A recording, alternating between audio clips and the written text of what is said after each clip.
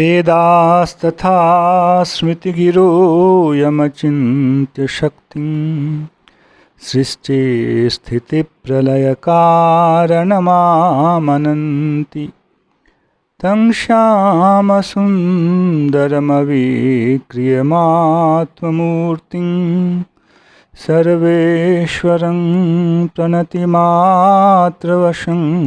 भजामः। अज्ञाननीरधिरुपैति यया विशोषं भक्तिः परापि भजते परिपोषमुच्चैः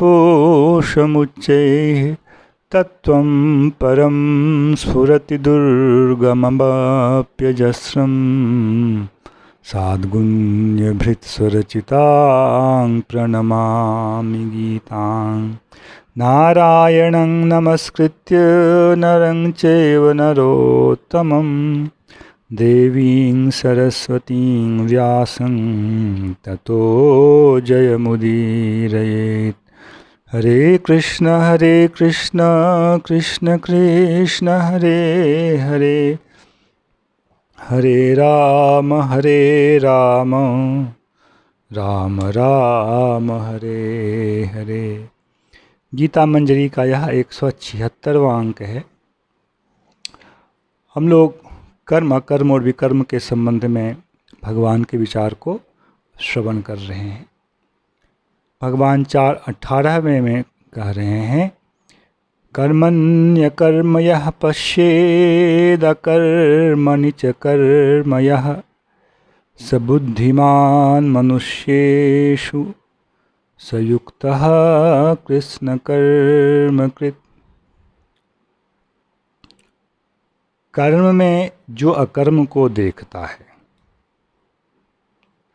जो अकर्म में कर्म को देखता है, वह मनुष्यों में बुद्धिमान है, वह युक्त है और वह सभी कर्मों को करने वाला है। यह श्लोक का सीधा सीधा अर्थ है। अब अलग अलग खंड पर विचार किया जाए। कर्मणि अकर्म यः पश्येत, जो कर्म में अकर्म को देखता है। अकर्म शब्द का अर्थ बतलाया गया, इसका अर्थ है ज्ञान। तो शास्त्र अपने लिए विहित, शास्त्र के द्वारा अपने लिए विहित आदिष्ट कर्म का जो अनुष्ठान हो रहा है, यह पहला भाग कर्म का, विहित कर्म का अनुष्ठान, वह फिर सकाम ना होकर निष्काम भाव से किया जाना, फल की आशा से रहित होकर किया जाना। तो शास्त्र विहित निष्काम कर्म का जो अनुष्ठान हो रहा है, इसमें जो अकर्म को देखता है, मतलब इसके फल के रूप में उत्पन्न होने वाला जो आत्मज्ञान है, उसको देखता है, वह बुद्धिमान है। और अकर्म में अर्थात निष्कर्मता की जो स्थिति है, निष्कर्म आत्मज्ञान जो है, उसमें जो कर्म को देखता है, मतलब निष्काम भाव से शास्त्रविहित कर्म का आचरण करने के द्वारा ही चित्त की शुद्धि हो जाने पर मैं इस अवस्था में पहुंचा हूं कि मैं आत्मा का अनुभव कर पा रहा हूँ, मैं प्रकृति से पृथक एक वस्तु हूँ, इस चीज़ का अनुभव कर रहा हूँ। यह ज्ञान की दशा में उपनीत होने पर भी उस ज्ञान में जो कर्म का बीज देखता है, ज्ञान जो है उसका द्वार कर्म ही हुआ है, उस ज्ञान को कर्म के आकार में देखता है।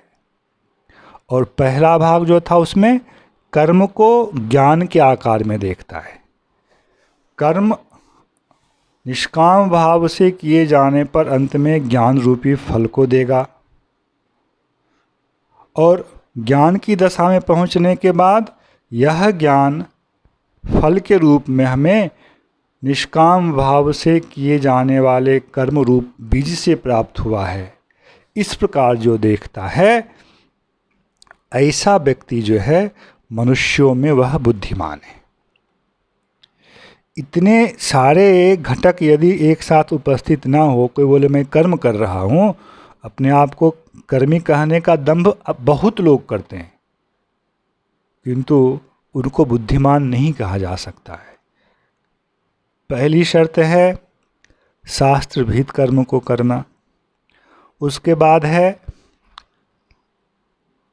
उसको नहीं करने में कोई आसक्ति ना हो, मतलब आलसी वाला भाव न, उत्साह के साथ करे। उत्साह के साथ तो सकामी भी करते हैं, तो नहीं, उसमें तीसरा भाव है कि फिर वह सकाम होकर ना करे, निष्काम होकर उसका आचरण करे। कुछ लोग निष्काम होकर के भी करते हैं, तो पर उनका लक्ष्य यदि ठीक नहीं है कि इस निष्काम कर्म का फल क्या होना चाहिए, तो भी वो अच्छे नहीं हैं। इस निष्काम कर्म को करने का फल यह है कि अंतःकरण की शुद्धि होगी, अविद्या दूर होगी, और फिर इसके द्वारा हमें आत्म तत्व का अनुभव होगा, और वह ज्ञान इसका फल है। इतने सारे भाव यदि कर्म करने के समय कर्ता के अंतर्गत हैं, तब वह जो है बुद्धिमान है। जो ज्ञानी हो चुके हैं उनके लिए तो कोई समस्या ही नहीं है, पर ज्ञान की दशा में जाकर हमें ऐसा देखना है, अकर्म में कर्म को देखना है। इस प्रकार से दोनों को जो पृथक नहीं देखते, एक बीज है एक फल है, बस इतना का अंतर है। बिना बीज बोए फल नहीं हो सकता है। इसलिए कर्म करो, कर्म ही करो, और यदि फल की प्राप्ति हो गई तब भी भगवान ने अर्जुन को यही कहा है, आत्माराम व्यक्ति के लिए यद्यपि कर्तव्य के रूप में कर्म नहीं बचता है, आत्मन्येव च संतुष्टस् तस्य कार्यम न विद्यते, कर्तव्य के रूप में कोई कर्म नहीं बचता है, किंतु भगवान उसके लिए भी कह रहे हैं कि लोक शिक्षा के लिए उसे भी कर्म करना ही चाहिए, जानबूझकर कर्म का परित्याग नहीं करना चाहिए। समाधि में स्थित है तो कर्म छूट जाएंगे, अच्छी बात है, किंतु मैं ज्ञानी हूँ इसलिए मैं कर्म ना करूँ, यह स्थिति जो है यह भगवान को स्वीकार्य नहीं है। हाँ, वर्ण और आश्रम के अनुसार कुछ कुछ व्यवस्थाएं हैं, वो ये जो भेद हैं ये रहेंगे, किस प्रकार का कर्म किस आश्रम वाले को करना है इसकी व्यवस्था रहेगी।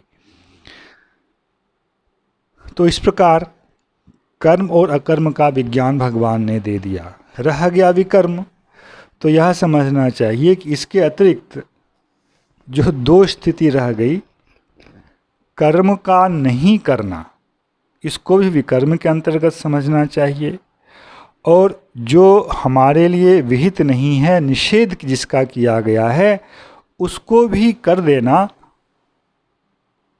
चोरी डकैती व्यभिचार इत्यादि जो हैं, इस सब को भी विकर्म के अंतर्गत समझना चाहिए। तो एक हुआ विकर्म के अंतर्गत कर्म का ना करना और गलत निषिद्ध कर्म को करना। उसके बाद कर्म हो गया सामान्य, विहित कर्मों को सकाम होकर करना।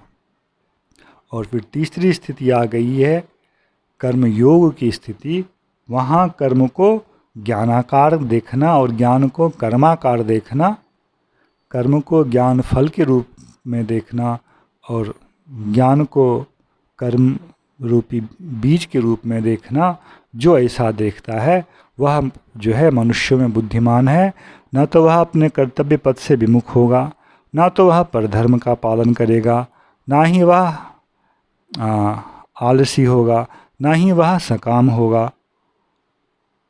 इतना सब कुछ उसमें फिर हो जाने के बाद वह बुद्धिमान होगा।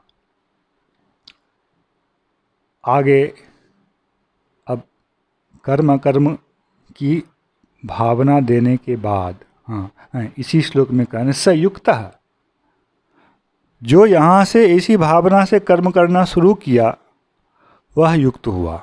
योग की सबसे प्रारंभिक अवस्था में वह पहुंच गया और कृष्ण कर्म के तो वह फिर सभी कर्मों को करने वाला है। वह ज्ञान की दशा में भी चला जाएगा तब भी वह कर्म करता ही रहेगा लोक शिक्षा के लिए, नहीं पहुंचा है तब भी वह कर्म करता ही रहेगा। इसलिए भगवान ने अपने को ही इसका दृष्टांत दिया है कि इस दृष्टांत के रूप में उपस्थित किया है, मेरे लिए कुछ भी नहीं है करने के लिए शेष, मुझे कुछ नहीं चाहिए, ऐसा कुछ नहीं कि मेरे पास नहीं है, तब भी मैं लोक शिक्षा के लिए ही कर्म करता हूँ। आगे भगवान वह विज्ञान और आंतरिक जो विज्ञान है कर्म का उसको स्पष्ट कर रहे हैं। यस्य सर्वे समारंभाः काम संकल्प वर्जिताः ज्ञानाग्निदग्ध कर्माणं तमाहुः पंडितम बुधाः। पंडित किसको कहते हैं? आपसे कोई यह प्रश्न करे तो आप उनको यह कहें, यस्य सर्वे समारंभाः काम संकल्प वर्जिताः ज्ञानाग्निदग्ध कर्माणं तमाहुः पंडितम बुधा। पंडित वह है, बुद्धिमान लोग उसे पंडित कहते हैं, जिसके सभी समारंभ, समारंभ का मतलब है शास्त्र विहित कर्मों का आरंभ, उत्साहपूर्वक शास्त्र विहित, शास्त्र के द्वारा आदिष्ट कर्तव्य के रूप में निर्दिष्ट कर्मों का प्रारंभ। और जिस समय वह कर्म का प्रारंभ करता है वह कर्म जो है काम संकल्प से रहित होता है। देखें, हमारे मन में अनेक कामनाएं आती रहती हैं, जाती रहती हैं। ऐसा नहीं है कि सारी कामनाएं हमारे मन में टिक जाती हैं, कामनाओं का प्रवाह चलता रहता है, परंतु कुछ कामनाएं इतनी प्रबल होती हैं कि मन यह ठान लेता है कि मुझे इसको प्राप्त करना है। यह हो गया, पहले तो सामान्य कामना है, मन का निश्चय कर लेना कि मुझे इसे प्राप्त करना है, यह जो है संकल्प कहा जाता है। तो कामनाओं से संबंधित संकल्प से सर्वथा रहित होकर जो अपने लिए शास्त्र के द्वारा विहित सभी कर्मों को करते हैं, बुद्धिमान लोग कहते हैं कि यह पंडित है। क्यों? क्योंकि ज्ञानाग्निदग्ध कर्माणम, इसका जो कर्म है वह जल गया है। किससे जल गया? ज्ञान से, क्योंकि इसमें बीज, कर्म के अंदर फल का जो अंश है वह है ज्ञान, तो वह फल बीज रूप में है इसमें, तो उसी ज्ञान के द्वारा इसका कर्म जो है वह जल गया। अर्थात कर्म जो है अपने स्वभाव को इसके लिए प्रकाशित नहीं कर सकता है। कर्म का स्वभाव है बंधन। कर्म फल देकर, संस्कार देकर जीवों को बांधता है, आगे की संसार की गति के लिए वह ईंधन है। तो वह कर्म जो है इस ज्ञान के द्वारा जल जाता है, जो भगवत अर्पित निष्काम कर्म योग में विद्यमान रहता है। वह कर्म उसके लिए बंधन का कारण नहीं बनता है। कैसे? जैसे कोई कपड़ा आग से जल जाए और अब उससे हम सोचें कि हम अपने शरीर को ढकें, तो क्या आप जले हुए कपड़े से अपने शरीर को ढक सकते हैं? नहीं ढक सकते। उसको हाथ लगाने से भस्म हो जाएगा, वह व्यवहार के योग्य नहीं होता है। इसी प्रकार कर्म का जो अपना स्वभाव है, कर्म का जो व्यवहार है, संसार की गति को प्रवाहित करते रहना, कर्म अपने इस व्यवहार का संपादन नहीं कर पाएगा, क्योंकि वह ज्ञान रूपी अग्नि के द्वारा जल चुका है। जो ज्ञान भगवद अर्पित निष्काम कर्म योग में होता है। ये 3 शब्द हमेशा बोलना चाहिए, पर संक्षिप्त में कर्मयोग बोल दिया जाता है। भगवत अर्पित तब तक, जब तक नहीं होगा तब तक भी नहीं होगा, इसको ध्यान में रखना चाहिए। इसलिए भगवान ने मयि सर्वाणि कर्माणि सन्न्यस्य ऐसा 3:30 में स्पष्ट कहा है। तो कर्मयोगों का यह महत्वपूर्ण घटक है जो कि योगे बुद्धि कहा के रूप में कहा गया था। जय श्री कृष्णा। हरे कृष्ण कृष्ण कृष्ण हरे हरे, हरे राम राम राम हरे हरे।